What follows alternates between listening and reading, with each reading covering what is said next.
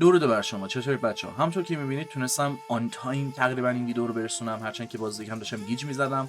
اگه یادتون باشه قبلا گفته بودم من گیج زده بودم باز سر این سیستمی که برای خودم چیده بودم که چطور این منطق سال یا فصلی بودن ویدیو رو منیج کنم که پاچید و به خاطر این گیج زدن اصلا همین تازگی هم 2 روز حواسم نبود، هی استرس داشتم اینطوری بودم که پاییز تموم شد، هیچ، زمستون هم تموم شد، 2024 هم تموم شد، من هنوز ویدیو پاییز اوکی نکردم، چرا زمستونی هیچ کاری نکردم؟ پس و خب همینه دیگه، وقتی به خودم فرصت فکر کردن نمیدم تاش همین میشه. یعنی من نهایت فرصتی که به خودم میدم قبل خوابه که هیچ کاری نمیکنم که اون موقعم برین استور میشم. حالا خلاصه برای اینکه راحت‌تر باشم متاسفانه امسال فکر کنم پشت دوربین نیام برای ویدیو، چون اجازه میده با سرعت بیشتری کارو پیش ببرم، کپیوم و متنم انسجام بیشتری داشته باشه، کپیوم دلیل دیگه ای نداره. نیازه بگم اگه اولین بار این ویدیو رو از کل سری میبینید نمیتونم توضیح خاصی بهتون بدم، چون هر بار یک اپروچ و دایرکشن به خصوصی داره، ولی کلیت قضیه الان این شده که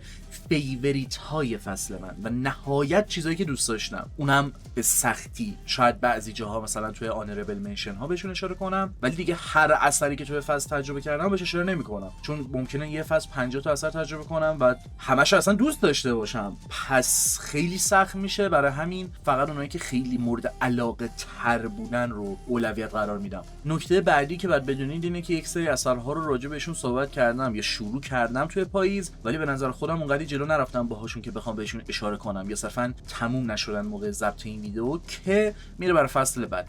بعضی موقع ممکن مثلا اون چند روز آخر تجربه کرده باشم و تمام شده باشه رفته باشه، ولی برای اینکه ویدیو عقب‌تر نیفته و اون اذیت‌تر نداشته باشه میره واسه فصل بعد. یه سری جاها هم برای یک سری چیزا به خصوص کلا اصلا اون حق صحبت رو نمیتونم به خودم بدم به نسبت اینکه اصلا اونقدر جلو رفته یا نه، یا اصلا خب نمیتونم قطعا توی فیوریت هام دیگه بذارم، چون دیگه ویدیو اون چیزایی که تجربه کردم نیست. فقط این ویدیو باز زمانی 22 سپتامبر تا 18 دسامبر رو تو خودش جا میده که پاییز 2024 باشه. البته که یه چند روز دیگه فصل تمام میشه، ولی خب و اثرهایی که تجربه کردم رو تو صفحه میتونید ببینید. همین کلیپی که روی صفحه دیدید و مجزا من به عنوان تیزر آشغال‌ترین ها پاییز 1 ماه پیش آپلود کردم و موزیک خودش داره، پس میتونید برید اونو نگاه کنید. هدف این ویدیو معرفی این آثار نیست، به جز یک سری موارد به خصوص که از اثرهای نام برده شده ویدیو درست نکرده باشم یا اینطوری باشه که اوکی میطلبه باز یکم توضیحشون بدم. بیشتر یه جنبندی برای خودم و یه شکل دیگه صحبت کردن راجع به چیزایی که دوست دارم و جوری که اون لحظه خودم لذت میبرم از اون چیزا.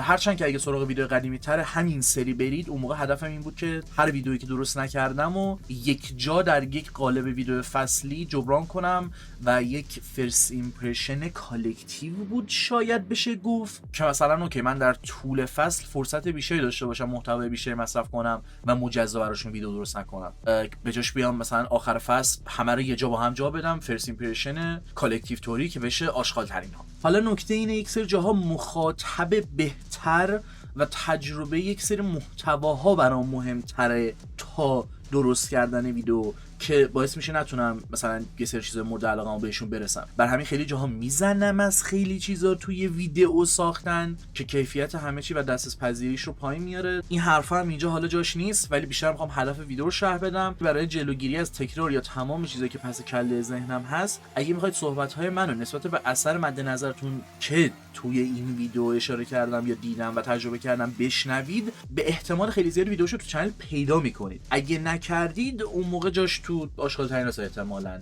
هرچند که بازم براش ویدیو مجزا درست میکنم در فرصت مناسب. 2 تا نکته ریز دیگه بگم و تموم شه این نکته ها. من کلا به نسبت اثرهایی که راجع بهشون زیاد صحبت کردم ممکنه اینجا برعکس کمتر صحبت کنم و کمتر صحبت کردن من نسبت به هر اثری مساویه با دوست نداشتن من یا بی توجهی من به اون اثر نیست و اینکه رتبه بندی خاصی نداره چیزایی که میگم که مثلا خب به این ترتیب گفته پس فلان چیز رو بیشتر دوست داره.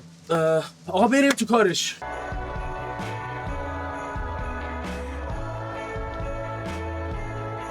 یکی از چیزایی که پاییز خیلی دوست داشتم لوک بک بود. اگه ویدیو رو دنبال کرده باشید راجبش دیدید چقدر صحبت کردم. دقیقاً نمیدونم چقدر از روش گذشته، ولی هنوز بهش فکر میکنم و محتوایی باشه ازش میبینم. حتی همین تازگی میخواستم دوباره ببینمش ولی نشد. بعد مدت‌ها دوباره تونست بخشی از من رو زنده کنه که شاید به نظر بیاد تو ویدیو دارم چرت و پرت میگم و نانسنسه، به خصوص ویدیو لوک بک رو دارم میگم، ولی اصلا من روح خودم رو توش گذاشته بودم. همونطور که تو ویدیو خودش گفتم حتی اگه این اثر یا خیلی اثرهای دیگه چیز جدیدی بر من نداشته باشن و با باور و همه چیشون از قبل آشنا باشم، اون دوباره زنده نگه داشتن آتش درون و این حرفا برام خیلی عزیزه. و من حتی وقتی راجع به یک سری شکل از اثرها میخوام صحبت کنم اصلا این اجازه رو بهم نمیده که بخوام نقدش کنم، یعنی یه حس خیلی اشتباهی میده انگار نقد کردن همچین چیزایی، نه اینکه نشدنی ها، ولی خب من شخصا این سه جا نمیتونم و تا تهش هستم همچین چیزی رو. همون اول باید با لوک بک شروع میکردم. بخوام بهتون بگم چرا، من اینطوری نیستم که بگم خب قبل لوک بک مثلا خیلی با تنفر سراغ اثرها میرفتم، ولی خب خشک شده بودم یه مقدار که دلایلش هم میدونستم، ولی یه چیزی نیاز داشتم که باعث بشه هر چیزی تجربه میکنم مثلا دلم نیاد خطاهاشو بگیرم و فقط از اون کرافت لذت ببرم.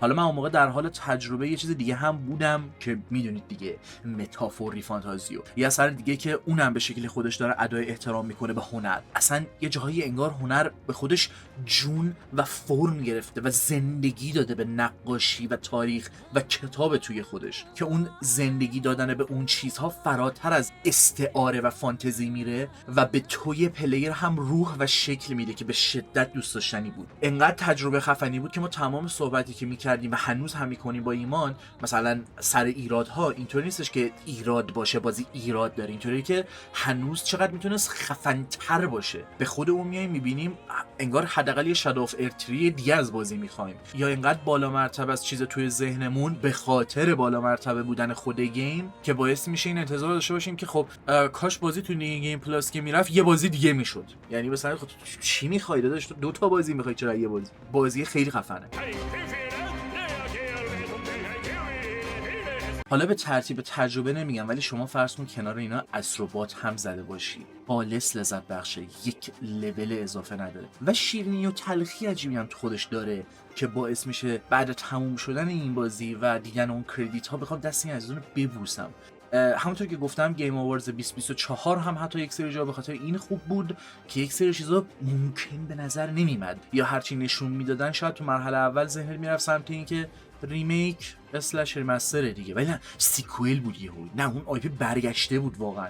اون پیش زمینه تو و وضعیت صنعت گیمینگ خفن تر میکرد یک سری جا اون مراسم گیم آوارز 2024 رو. به نسبت همین چیزی که گفتم میخوام بگم متوجه این چیزا هستم و شکلی که میشه حالا همین مثال ها رو عوض کرد و اینطوری صحبت کرد که چرا حالا استروبات تجربهش خاص شد و خیلی بهتر حتی خودش رو نشون داد، چرا خوب بود چرا بد بود، نه حتی تو اون لول احمقانه‌ای که خوب بود یا بد بود فلان چیزو کوچون کپی کرده بود، نه، حتی اگه همه بازی‌های 10 سال اخیر خوب بودن هم باز استروبات ارزش خودش رو نگه می‌داشت و حداقل به جای اون شیرینی و تلخی که یه سری جاها اون شیرینیه خب مشخصا بیشتر به دهن میشینه به خاطر اینکه تلخی هم تو چشیدی، چه میگم، مثلا تو وقتی یه بات نجات میدی، یه گیمی رو مثلا باتش رو رسکیو میکنی اینجوری که میدونی تیم اینا جمع شده، میدونی این آی پی دیگه 30 ساله که وجود نداره، میدونی که همه مثلا 2-3 سال پیش اینا اصلا دیگه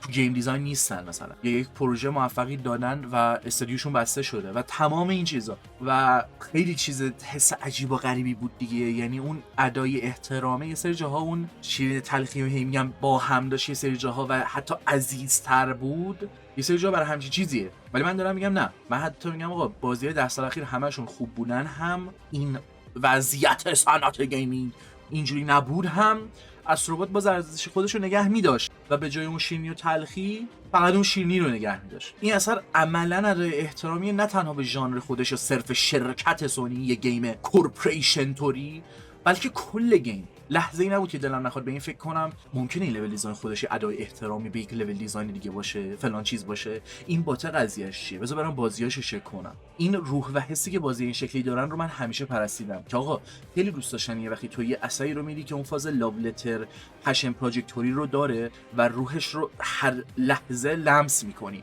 حتی اگه ادای همچین چیزی رو میخواد در بیاره. یعنی بازم it's too political، استروبات خیلی سیاسیه، پشت پرده چیزایی رو تو خودش مخفی کرده که یک محصول شرکتیه دیگه، صرفا یه سری آیکان تو خودش انداخته، این که نشد محصول خوب. ولی نکته اینه که حتی اگه واقعا همینقدر خشک و پترنی و چه دونم همینیه که همین الان گفتم، بازم تونسته بود دوست داشتنی در بیاره. یعنی اوکی اداشو میخوای در بیاری، امیدوارم که اکثر ویدیو گیم ها اینجوری ادای این پشن پروژکت و این لاو لتر بودن رو در بیارن و اینقدر خوب باشن.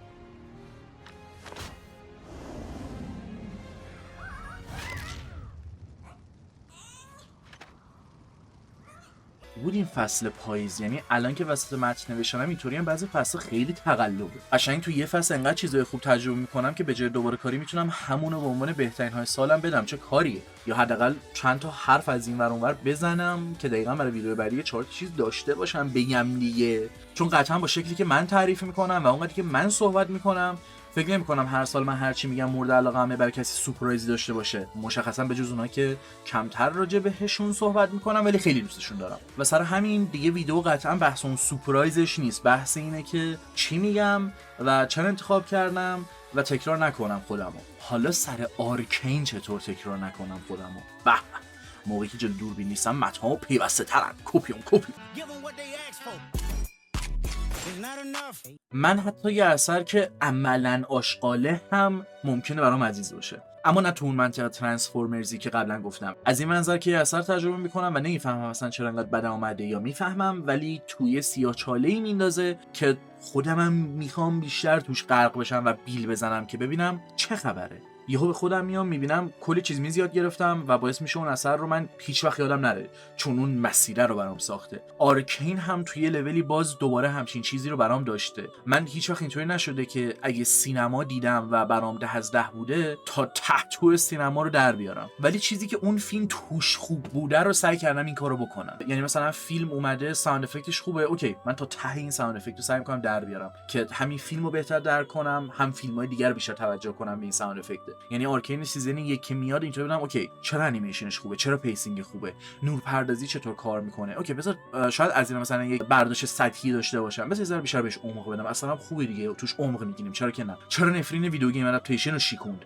چطور این کارو کرد. 3 سال گذشته و من کلی چنل دنبال کردم و کلی چیز یاد گرفتم به کمک آرکین. اینطوری بودم آیا میتونم به کمک سیزن 2 همین کارو بکنم؟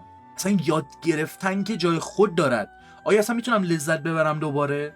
و بله، نه تنها لذت بخش بود بلکه حتی اگه یه جایی چیزی مطابق اون چیز دلخواه من نبود هم باز واسم سوال درست میکرد و باز مثل یه استاد باش برخورد میکردم که ببینم چه خبره و چطور تونستن همچین چیزی رو اچیو کنن و به دست بیارن. چرا اینطوریه، چرا اینطوری نیست. آرکین دوباره اینو تو خودش داره که در اعماق زیرزمین در حالی که به نظر میاد یه هیولا داره شکارت میکنه و دیگه اینجا آخر خطه نوری روشن کنه که همه چیت رو روشن کنه. یه ذره اومدم والا یه کلمه دیگه بگم دیدم کافی نیست، همه چی تو ترنان میکنه. آقا برو بریم، همه چی رو روشن میکنه. من چند وقتی هست که کلا جدا از آرکین بیشتر حس میکنم انسان‌ترم و راحت‌تر میتونم احساساتم رو نسبت به چیزها نشون بدم، ولی اینطور نیستش که هنوز یک سری چیزا معمول شده باشه برام. یعنی نه اینکه مثلا جلو خودم میگیرم و هنوز واسم عزیزه، سورپرایزم میکنه سری جاها.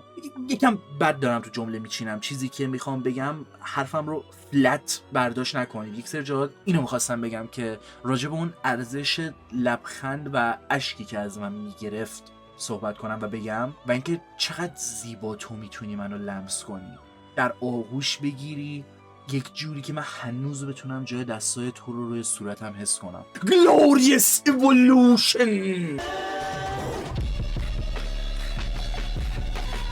حالا چی بهتر از یه استراحت ریز بین این صحبت ها با یه جاز، یه موسیقی با روح که حس زنده بودن میده بهت،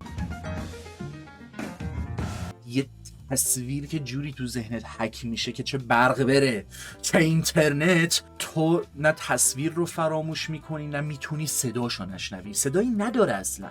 ولی نمیتونی وقتی بهش نگاه میکنی اجازه ندی باهات صحبت نکنه. واقعا دوست داشتم بلو جاینت رو و درسته که کنار اومدم با این قضیه که اشکالی نداره تو 5 سال فعالیت و کلی زر زدن حرفام تکراری باشه بین استریم و ویدیوهای مختلف، چون یه تایم اینطوری بود که خب بچه‌ها من 2 سال استریم کردم دیگه، هر چی جوک داشتم گفتم دیگه، مثلا 6 ماه سکوت خالص بود، واقعا هیچی نمیگفتم چون نمیخواستم هیچ تکراری بگم. الان ولی ترجیح میدم تو یک ویدیو حداقل یک سری تعریف‌های تکراری رو از اثرهای مختلف نکنم، چون یه سری چیزایی که میخوام بگم به نسبت بلو جاینت همون چیزایی که به نسبت اثرهای دیگه گفتم. الان مثال عجیب و غریبی به ذهنم نمیرسه که بخوام تشبیه کنم یا اونجوری تعریف کنم براتون. چیزی ندارم راجع به بلو جاینت بگم الان، مثال عجیب و غریبی به ذهنم نمیرسه که بخوام تشبیه کنم یا تعریف کنم. بهترین حالتی که میتونم بگم، دیدید توی یه سری گیم ها وقتی دست ازتون گرفته میشه انگار بازی خودشو میبازه، یعنی انگار درجا تو حس میکنی که من گیم نمیزدم، انگار از اولم داشتم یه فیلم میرفتم الکی دستا رو دارم کنترل میکنم. یا یه بازی انقدر خوبه که واکتورش رو میبینید حس میکنید دست شماست و شما دارید پلی میدید انقدر درگیر کننده است ولی لحظه حواستون نیست شما کلیک میکنید در صورتی که دارید ویدیو میبینید. بلو جاینت یه همچین حسی داره یه سری جاها، تو یک سری لحظات به خصوصش انگار میتونم اینسترومنت رو زیر دستام حس کنم و ذهنم شروع به خوندن چیزی میکنه که ته دلش هست و تصور میکنه که انقدر با شور و اشتیاق و انقدر با احساس بنوازه و همینطوری بخونه بگه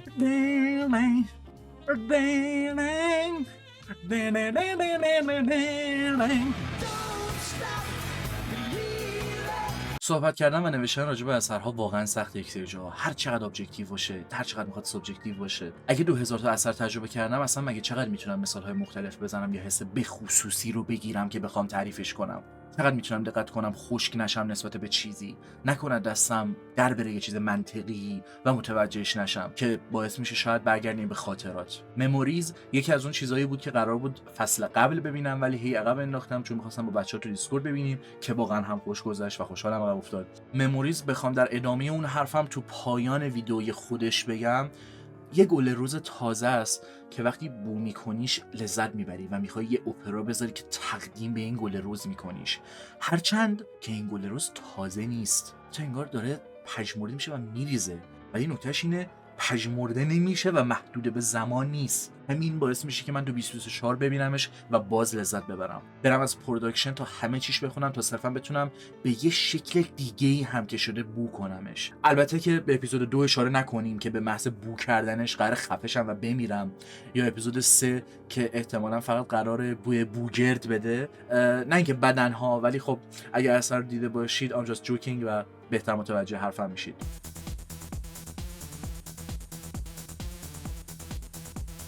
از خاطرات که بگذریم، شاید الان وقتشه راجع به روان صحبت کنیم. روانی که خراب میشه و به جنون میره که میتونه حاصل از اکونومیک باشه، یک چیز احساسی، یه تجربه تنش‌آمیز با آقای هیچکاک عزیز و اون روایت هوشمندانه‌ای که داره از چیزای روانشناختی. همونقدر که کاراکتر ما حین رانندگی روزش رو شب میکنه و دیدش رو در بارانی از اعماق تفکر از دست میده و در ناخودآگاه و خودآگاه خودش گم میشه و لبخندی دیوانه‌وار میزنه که ممکن از دستمون در بره، ما یه مخاطب باید حواسمون باشه و ظرافت و کنترل این رو داشته باشیم که گول یک سری چیزا رو نخوریم، گول این آقای هیچکاک رو نخوریم، شاید حتی توی این لول که سریع قضاوت نکنیم.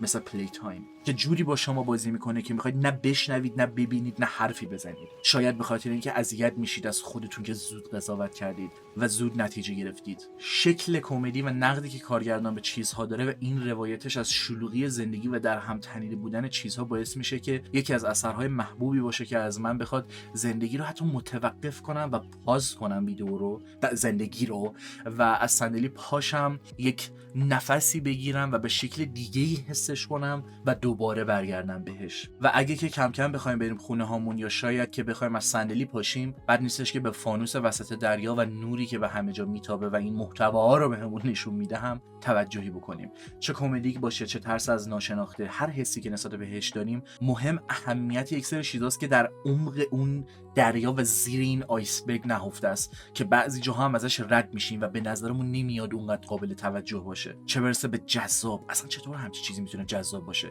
کسی که این اثر رو دوست داره شاید جنون داره. مگه همه ما جنون نداریم چون ترسی از حقیقت Went mad, he did. Bad luck to kill a seabird. که دیگه از منبر بیان پایین این بود داستان توکیو یا ربات کریم. صدای قطاری میاد که در هر صورت رد میشه و کاری از دست من ساخته نیست. توجه نکردن به یک چیز ریز ممکنه به سادگی باعث بشه عزیزم رو از دست بدم یا خودم داره فانی رو بگم. این روابط اجتماعی و سیاسی و موقعیتی که داریم درسته که چیزها رو سخت میکنه، اما داستان ما رو حذف نمیکنه. داستانی که ممکنه داستان یک چیز دیگه، یک شماره، یک شهر خطاب بشه، ولی داستان ماست. چقدر بد چیدم این دیگه رو، ولی خب いやね世の中ってそう嫌なことばっかり دیگه فکر کردن به خاطرات یا آینده و اینکه آیا میشه در پوسته رباتیک روح داشت یا نه و درگیر شدن با روان و احساسات و عشق و نوستالژی و سیاست و همه چی و این چیزها رو باید رها کرد و همینقدر گفت که در این لحظه چقدر خوشحالم که هستم و این موقعیت رو داشتم که نه تنها این اثرها رو تجربه کنم بلکه بتونم با شما راجع بهشون صحبت کنم و به اشتراک بذارم.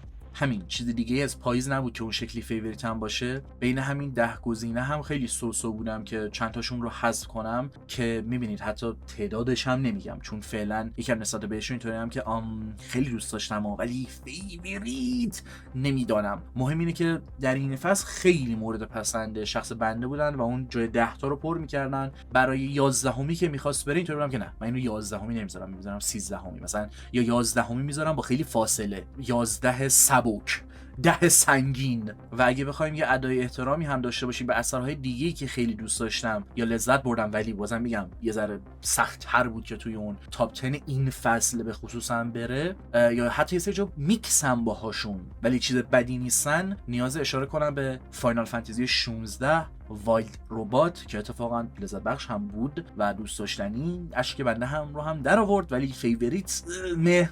و ساکاموتو دیز اون ته هم به خاطر اون مسئله کال آف دیوتی توری که قبلا تو ویدیو مختلف توضیح دادم نه، ولی به خاطر اینکه واقعا چیز اوکی بود و یک سری جا خیلی خوب و واقعا منجی. یه اشاره به ترانسفورمرز وان بکنم توی این فصل پاییز. خواستم هم جمع جورتر باشه، هم به خودم خوش بگذره که واقعا هم واسه من لذت بخشتر بود این مسیر متنی که برای این ویدیو پیدا کرده بودم. اینطوری بودم که من راجع به این اثر به اندازه کافی صحبت کردم، پس چرا اینجا تو وایلد، یعنی اشکالی نداره که اثر رو معرفی نکنم یا هر چقدر بخوام نانسنس بگم، اون نانسنسی که دوست دارم رو بگم.